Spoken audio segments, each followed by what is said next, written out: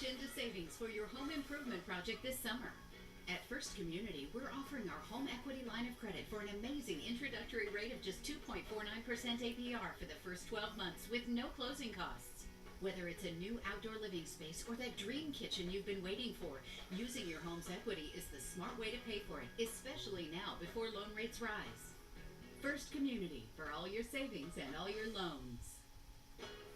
Yo, I'm the caveman from Merrimack Caverns. Come down and visit me and take your family on a tour of my 7-story cave where it's always a cool 60 degrees. Ooh, ooh, Hey kids, come play with us down at Merrimack Caverns.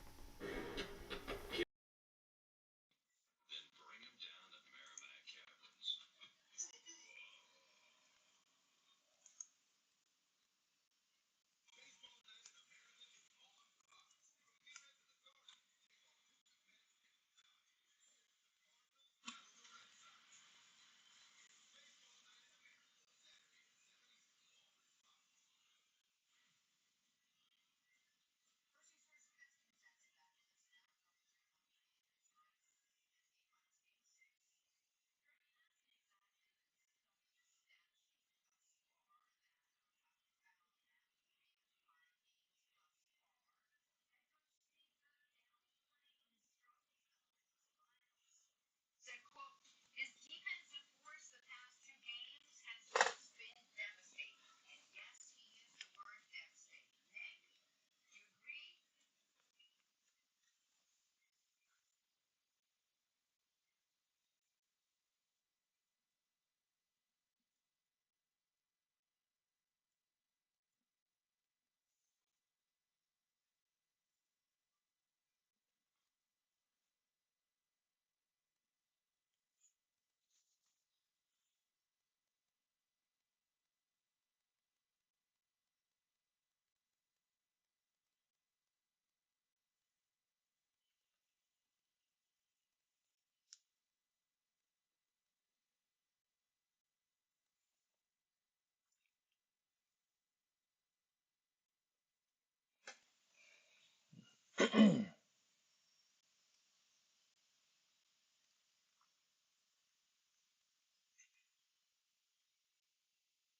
Pause, pause. Up early, I gotta pray.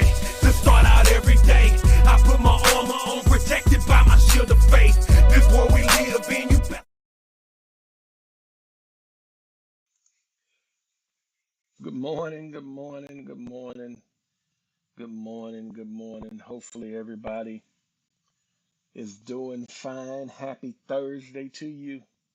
Happy Thursday. I'm excited to be here. Welcome to the smoke. This your boy, Pastor DLW. Sister Donko, I shared a Facebook video with you today, I believe, anyway. That was by accident. I was not intending to send it to you, so you can ignore that. That was by accident. I was not trying to send that to you, so my apologies. It was earlier this morning, so Sister Val, that was not for you. So you can ignore that. So I do apologize. All right, back to the smoke. Back to the smoke. Everybody doing good out there? Put some smoke in the chat. Put some smoke in the chat. We're getting ready to go into the smoke. It's gonna be an interesting one to say the least. I got two OKs. Got you, Valerie. You heard me clearly. Got you. Okay. Um, all right. Let's go ahead and get started. I'll be reaching out to you today as well, Val. So I appreciate it. I don't know what time it'll be, but I'll reach you by text first, just so you know. Oh, all right. Thank you, Melanie and DeMarcus, the power couple, putting some smoke in the chat. They beat you, Maureen. They beat you. All right. We in Genesis chapter 14. We in Genesis chapter 14, and we have been traveling through Genesis for quite some time now, and now we're about to start seeing some more interesting things.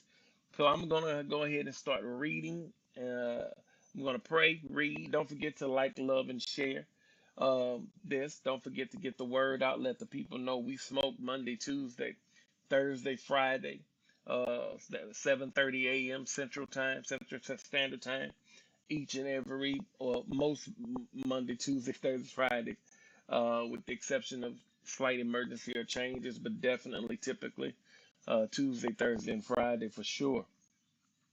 All right, Genesis chapter 14. Genesis chapter 14 says, "Now the valley of Siddim was full of tar pits, and the king of Sodom and Gomorrah fled. The king of Sodom and Gomorrah fled and fell into them, but those who survived fled to the hills country.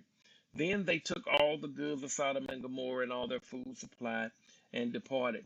They also took Lot, Abram's nephew, and his possessions and departed, for he was living in Sodom. Then a fugitive came and told Abram, the Hebrew, now who was living by the oaks of Mamre, and the Amorite brother Eshcol, the brother Aner, and these were the allies of Abram. When Abram heard that his relatives had been taken captive, he led trained men born in his house 318 and went to pursue them as far as Dan. He divided his forces against them by night and his servants and defeated them and pursued them as far as Hobah, which is north of Damascus. He brought back all the goods. He brought back his relative Lot with his possessions, and also the women and the people. Then after the return, the defeat of Shelamar, the kings who were with him, the king of Sodom went out to meet him in the valley of Shaveh, that is the king's valley. And Melchizedek, the king of Salem, brought out bread and wine, and now he was a priest of God Most High. He blessed him and said, he gave him a tenth of all. And well, okay, but okay, skipped it down to 20 verse. Then the king of Sodom said to Abraham, "Give the people to me, the goods for yourself." Abram said to the king of Sodom, "I have sworn uh, to the Lord your God, Most High, possessor of heaven and earth, that I will not take a thread or sandal or thong or anything that is yours, for fear that you would say, I have made Abram rich. I will not take nothing except for what the young men have eaten, their share of the men who were with me, Aner, Eshcol, and Mamre. Let them take their share."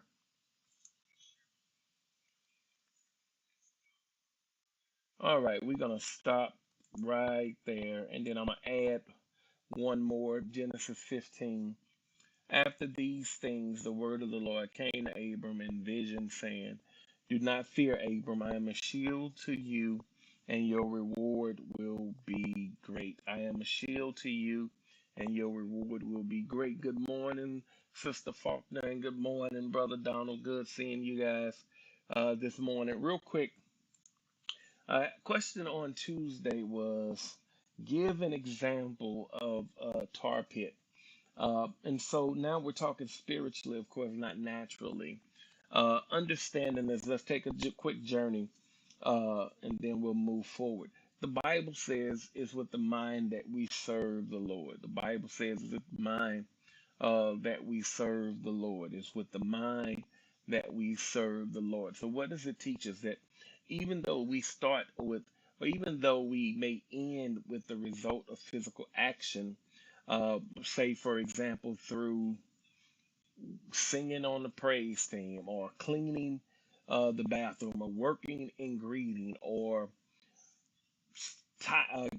giving, or serving in the food ministry, or whatever the case may be, may come out in the form of maybe preaching, teaching, may come out in an act of service. And as an act of service, the Bible says, however, uh, uh, understanding service really starts with the mind and end out in acts. It starts with the mind, but ultimately then we show our service through our actions, through our acts. So then, if we serve and worship the God with our mind, understanding then that the enemy attacks then, or in our mind. I know a lot of times, again, they may come out physically. So, for example, to attack my body physically, i.e., if you've been watching with us on Workable Wednesdays, we've been talking about Job. And one of the things that we learned about Job through Satan was, we haven't happened yet, but it's going to happen. But anyway, let's look at what has happened. Satan attacked his finances. Satan attacked his family. Satan attacked his servants. Satan attacked his property. Satan attacked all of those things which were demonstrated physically, but really, where was his attack? To see how Job would respond mentally and emotionally. So the attack was really in the mind. Remember what the argument or disagreement was. Job having cursed you. I bet if you take away what you gave him, he'll curse you. Wait a minute. So watch this. Not because my stuff is affected, but because my stuff was affected, my mind was affected. How I think, how I feel, how I worship is changing. And so now the pit holes, or the tar pits, rather, Margaret, is now these mental traps of doubt, anger, frustration, uh, um, changing how we feel about certain things. Those are tar pits, right? And what happens is, as the enemy is launching these attacks that we see physically, is what happens mentally that he's really after. And so what happens is, let's say, Margaret, uh, um, you do something that offends me or hurts me, and now what happened is, mentally I start saying, you know what, I won't deal with her anymore, or you know what, I just won't talk to her, or you know what, I'm gonna leave that situation or whatever. The watch is the tar pit was now mentally how I changed how I feel about you. And that's what Satan is after. And you see it over and over and over again. I was watching or reading some Facebook posts a while back, last week, and there was a bunch of comments about church hurt and stuff like that. And we won't get into it. One day I'm gonna hit this subject real hard on the smoke, but today won't be that day. And what they didn't understand, whatever the situation was, the tar pit was, all right, get so mad and so hurt that you'll stop going to church. Change how you feel about church. Start feeling it's unnecessary. Start feeling whatever. Dislike the people.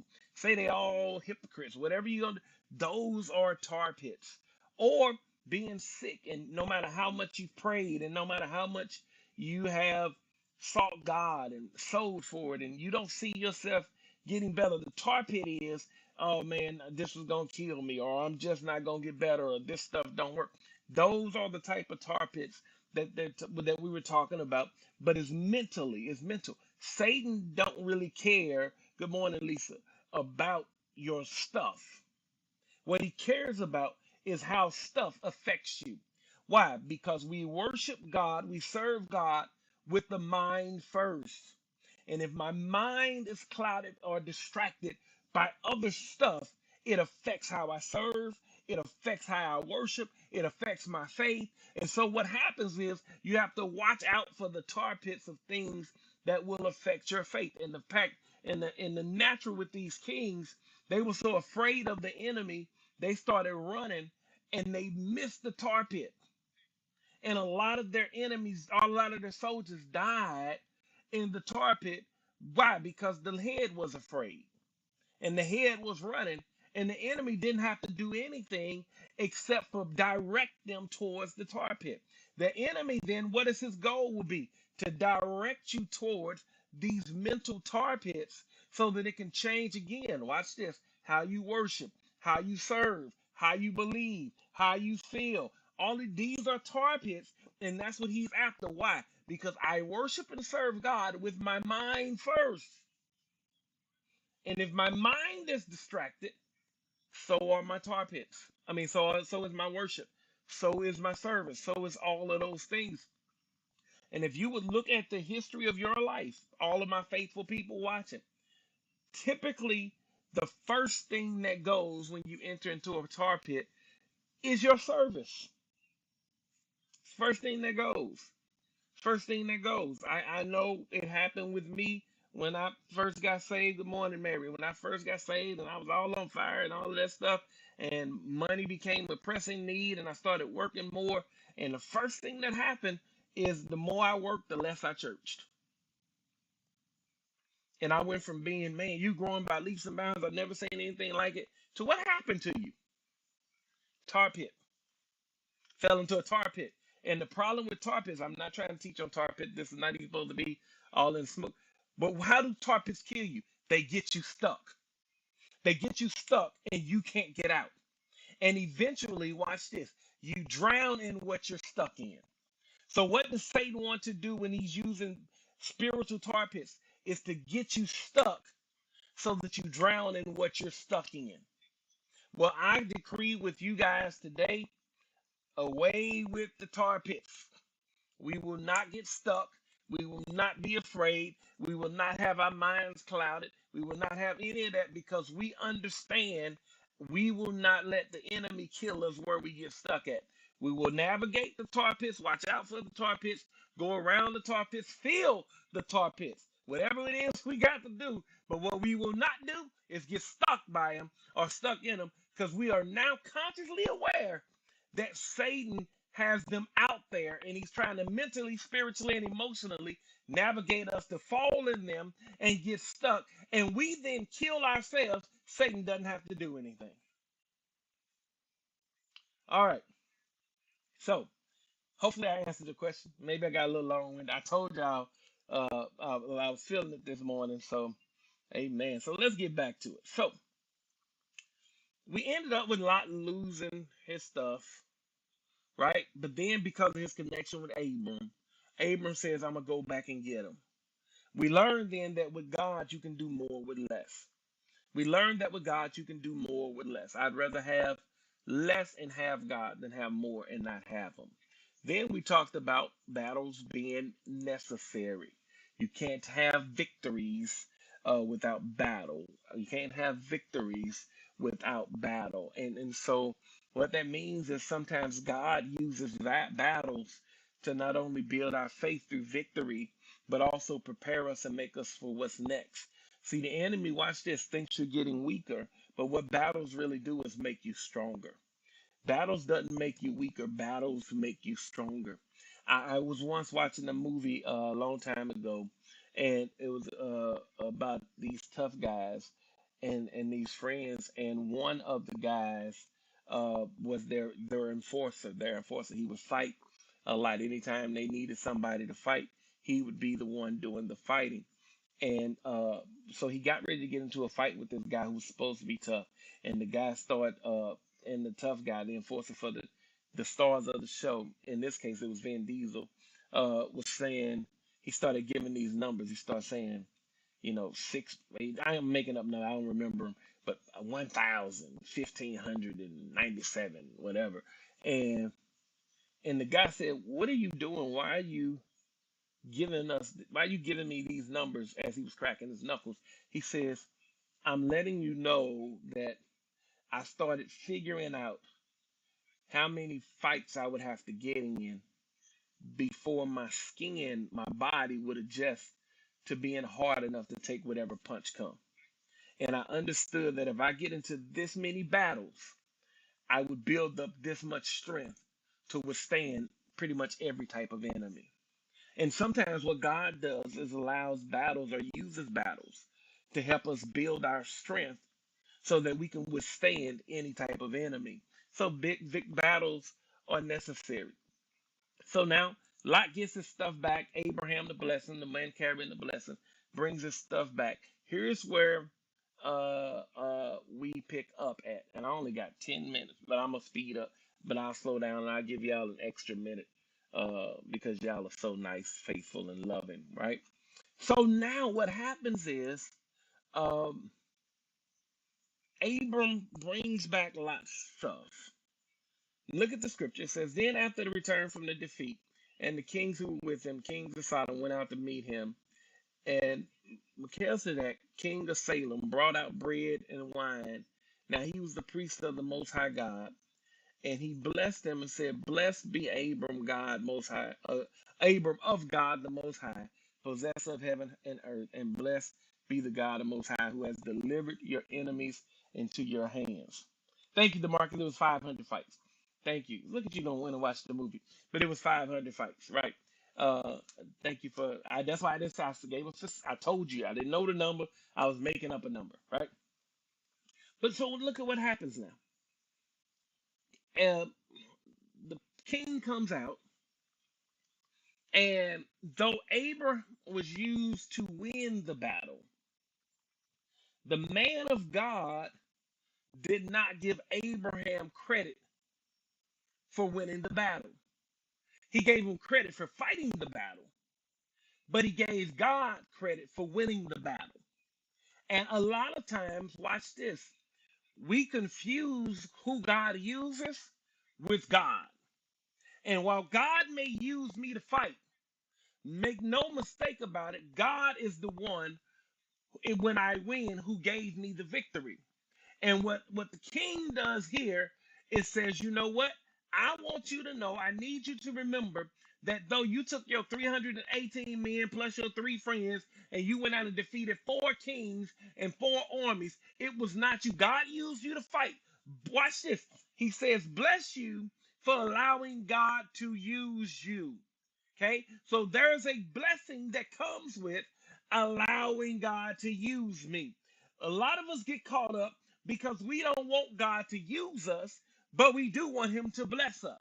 And the problem is, watch this, God will bless who He uses way more than He bless those who seek Him just for blessing. Watch, let me say it again. He is not a genie, right? Right? And unfortunately, whether you want to agree, disagree, believe or not, God is a covenant God, right? What does that mean? God gets into agreement with people. Let me say that again. God gets into agreement with people. And what agreement means? You do your part, I'll do my part. And what God is saying to here, He's saying to Abram, because you allowed me to use you, I'm going to bless you. And He sends the man of God to bless Abram because Abram had enough faith to let God use him.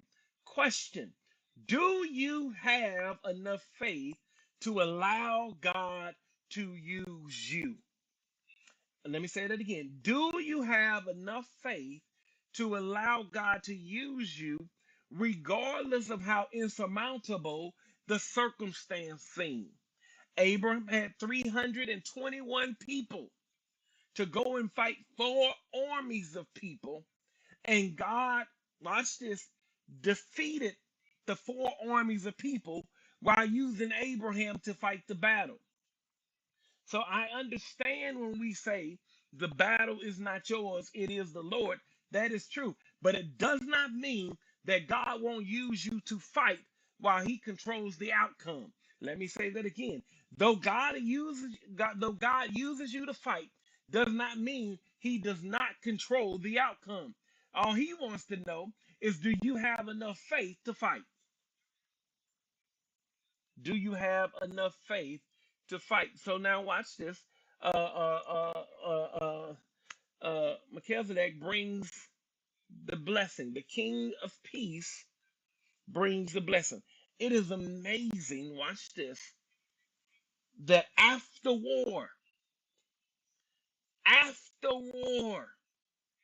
peace shows up. Let me say that one more time. After war, peace shows up. After God allowed me to go through a battle, God then sends peace with a blessing. Let me say that again. God sends peace with a blessing. Melchizedek here is the King of Peace. Sounds familiar. Sounds familiar. Let me give you a little nugget, a little smoke. DeMarcus, this is just for you. Since you gave me the right number of the 500, you must have really liked that movie. Let me give you a little smoke just for you. Understanding here, Melchizedek here is a type of Jesus. He's a type of Jesus. Okay, if you look at in the Bible, it talks about Jesus being the Prince of Peace, right? I didn't put it up here, but he's the type of Jesus. He's the Prince of Peace. Here, the King of Peace brings the blessing. When you allow God to use you, and you have enough faith to fight for Him, God then in turn will bless you. God then in turn will bless you. Let me say that one more time.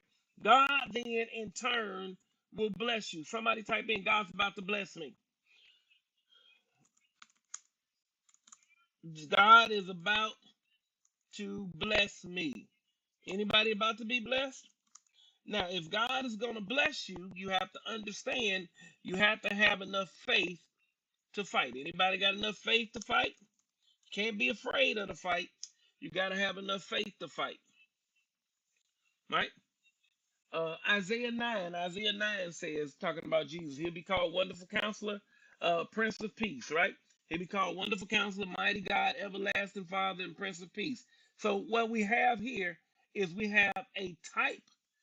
Thank you, Derek. I didn't know you was on here, man. Thank you. What we have here, watch this, is God showing us Jesus before we can see Jesus. He uses Melchizedek here to give us this type of Jesus. Now, watch this. For this, Hebrews 7, for this Melchizedek, king of Salem, priest of the Most High God, who met Abraham, as he was returning from the slaughter of the kings and blessed him. Watch this. He comes out of battle. God sends his man to show up and bless him. Now, I know some of us, I know we don't do a lot of ministry on the smoke, but God is calling me here. Some of us have been fighting some very serious battles as of lately. And some of us have been near tar pits, and some of us have even fell in. Well, I'm decreeing right now, God, you coming out of the tar pit, you're going to finish fighting your battle. God is going to give you victory, and then he's going to bless you. He's going to bless you. Let me say it again. He's going to bless you. He's blessing us after the battle. So now I understand something that maybe we missed. Watch this. Maybe God allowed Lot to get taken by 4 kings and 4 armies so that Abram could build his faith to enter into his fight so that God can give him a blessing and an opportunity, watch this, to step into another level of God's principles. Let me say it again. Step into another level of God's principle. Let me say that one more time. Step into another level of God's principle. A principle is about to be applied that has never been introduced up until this point. Watch this. The principle is, look at this, and let me finish reading. I'm getting ahead of myself. To Abraham, a portion, a tenth of all the spoils, was first of all, by translation, his name, King of Righteousness, and then also King of Salem, which is King of Peace. Without father, without mother, without genealogy, having neither beginning days nor end of life, but made like the Son of God, he remains a priest perpetually. Talking about Melchizedek. Watch this. Has no beginning. Nobody, we don't know who his mother is. We don't know who his father is. We don't know anything about his genealogy. We don't have his birth date. We don't have his end date. What was God doing? Showing us Jesus. He was showing us Jesus as he then introduces this new principle. What is this new principle that we hadn't heard about? The principle of the tithe. The principle of the tithe. Somebody, I know, yeah, I know this is the smoke. Put it in your comments. Put tithe in the comment. The principle of the tithe. It is taboo. People don't like talking about it. 2 people finna log off right now. And as soon as you do, let me warn you, you're going to miss what God has for you. He's going to have to watch this. So, Abram, for the first time, gets to run into the foreshadow of Jesus. He gets to run, not tithe, my ring, tithe. Tithe. Tithe. Tithe. Right? Watch this. God allows Abram for the first time to run into the foreshadow of Jesus. To run into the foreshadow of Jesus. What does foreshadow mean? He's the type of Jesus, a type of Jesus before we get to see Jesus. Watch this. And what does Abraham do? We just read it in Hebrews 7. I'll go back and read it again.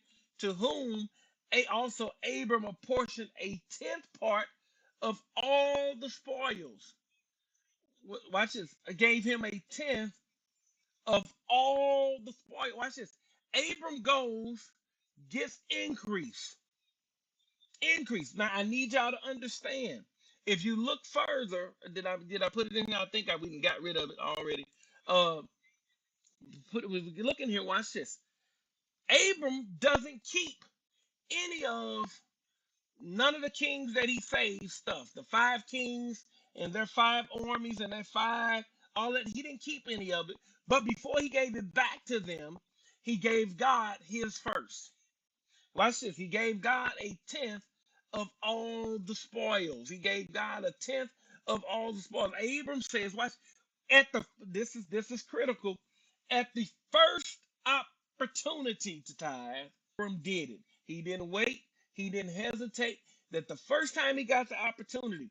Why did I put tithes before the law? Because some people say, watch this, that well, that was a law thing. And the law is obsolete because we're in the new covenant, New Testament, and we don't have to do it. No, that's why he told us up here, watch this, that Melchizedek was, watch this, a type of Jesus, and his priesthood remains perpetually, without father, without mother, without genealogy, which means what Abram done for him was supposed to last perpetual. Perpetual meaning forever. Somebody type tithes forever. That's what it means.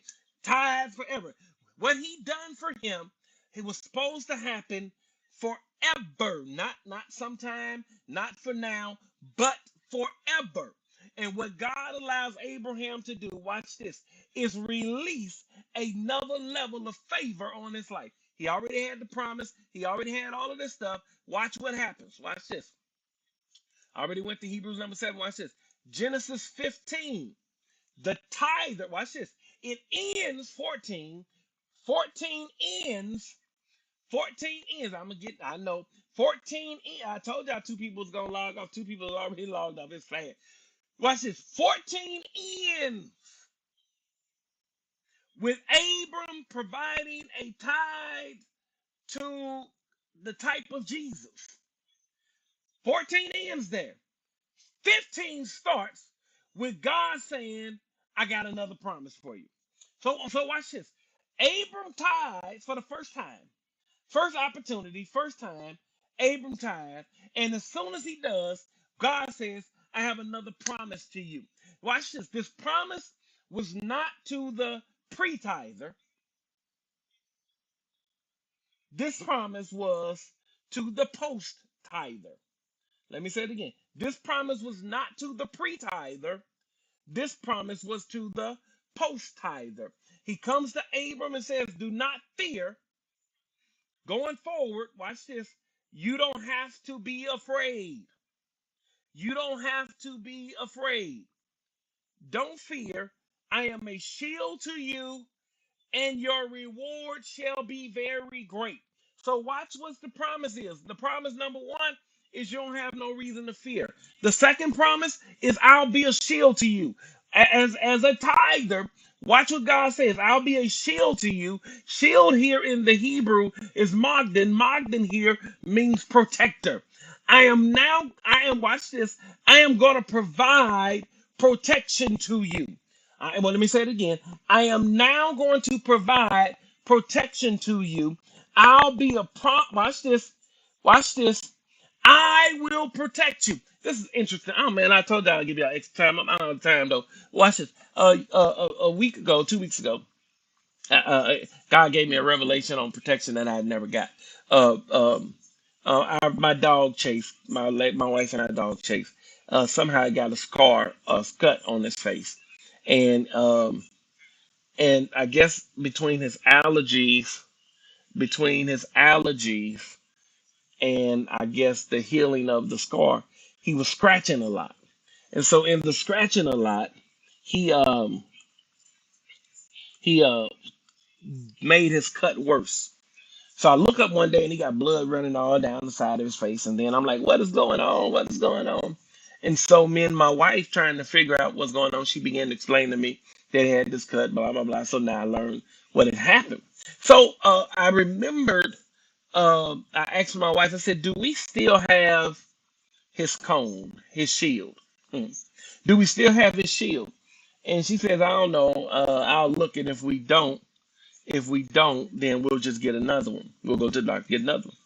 So she goes and finds his shield, finds his cone, and she told me she found it, and she put it on him.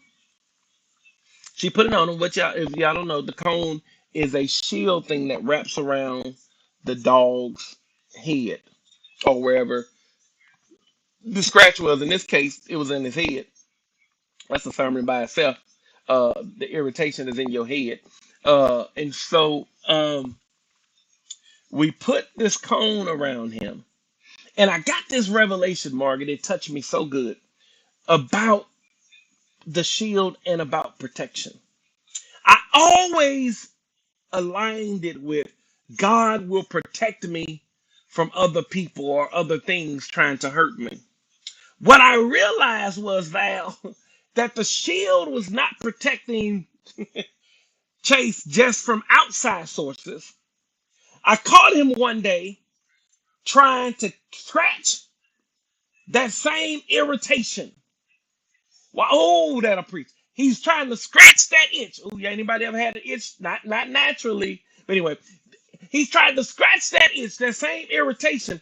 But because the shield was around him, it protected him from hurting himself. Oh my God, what am I trying to tell you? Protection that God is about to give to us tithers is not just from outside and external forces. It's also keeping me from hurting myself. I ain't gonna have to scratch old itches and none of that stuff anymore. God says, I'm gonna protect you. I'm gonna protect you. And then he says, watch this. Oh, I'm your reward. Your reward will be great. Let me say that again. Your reward will be great. Reward here is Sakar. Sakar means compensation. God says, not only because you tithe, will you not have to fear. Watch this. You now don't have to worry about it. I'm going to protect you from yourself and others. And then I'm going to compensate you. Oh, all of my tithers are about to get excited because God told us on June 16th, 2022, that because we have been obedient in this principle, our compensation is going to be great. Let me say that again. Our compensation also here means payment. God is about to pay us, and it's about to be great. Hey, this your boy, Pastor DLW. If you receive, you're about to get your compensation. I dare you to put some smoke in the chat. And type, I'm about to get compensated, and it's going to be great in the chat. Hey, don't forget to like, love, and share this. I will see you guys tomorrow morning at 7:30 a.m. sharp with more smoke, Central Standard Time. Hey, God bless you. I love you. Have a great day.